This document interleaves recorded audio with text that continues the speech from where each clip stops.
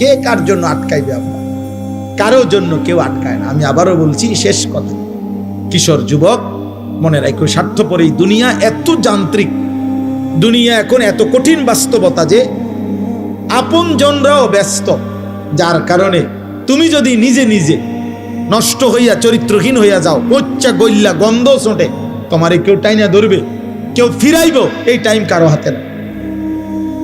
আমার এই কথা এক ছেলে হইল, বাস্তবতা বড় কঠিন এখন। কারণ মানুষের এখন উপার্জন দরকার বেশি। 10 টাকার পণ্য 1000 টাকা।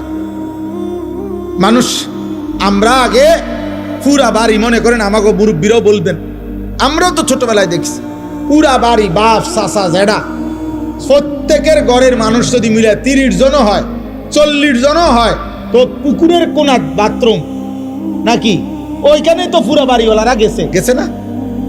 তাহলে আগে তো এভাবে জরুরত ছাড়ছে, কিন্তু এখন 6টা রুম 6টা বাথরুম।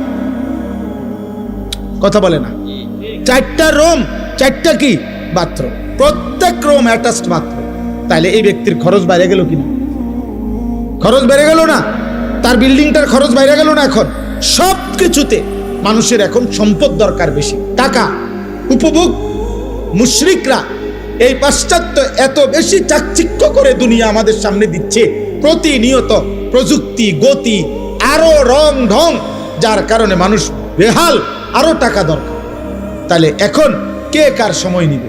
এই জন্য বাবা আজকে 15 দিন না, আজকে 1 বছরও বাপে জানে না তার ছেলে যে 1 ওয়াক্ত নামাজ পড়ে। এবারও সময় নেই। এবার এক কথা, যা টাকা লাগে তোর মার কাছে রাখিয়া গেছি, টিহা নিস, পেটের বুক লাগলে ভাত খাইয়ে যাইস। এবার তোর মতো করে তুই বড় হ আব্বা, তুই মানুষ হ, নইলে জানোয়ার হ, নয় নারী দেখ, নয় ছবি দেখ, নয় জিনা কর, বেবিচার কর, মদ খা, নয়তো জুয়া খেল, অসৎ বন্ধুদের সাথে, তোর চুল তোর মতো, তোর চেহারা তোর মতো, কিসের আল্লাহ, কিসের খোদা, কিসের নবী, কিসের রাসূল, তোর মতো তুই যা। কারো হাতে সময় নেই, কারো হাতে সময় নেই। এই হলো মূল বিষয়। আগে আমরা মনে আছে দুপুর 2টা বাজে গেছে, নানার বাড়িতে বেড়াইতে গেছি, তো এখনো ভাত খাইতে যাই নাই, ছোট মামা আইছে, বড় মামার বড় ছেলে মামতো ভাই উনি আইছে, ছোট্ট মামতো ভাই একজন আইছে, সবাই খুঁজে দৌড়াদৌড়ি, হ্যাঁ তাড়াতাড়ি ভাত খাইতে যাইতে বলছে। আর বাড়িতে গেছি, আর সবাই মিল্লা ধমকানি, দুষ্ট হয়ে গেছ, 2টা বাজে গেছে, অন্য ভাত খাইতে আইও না।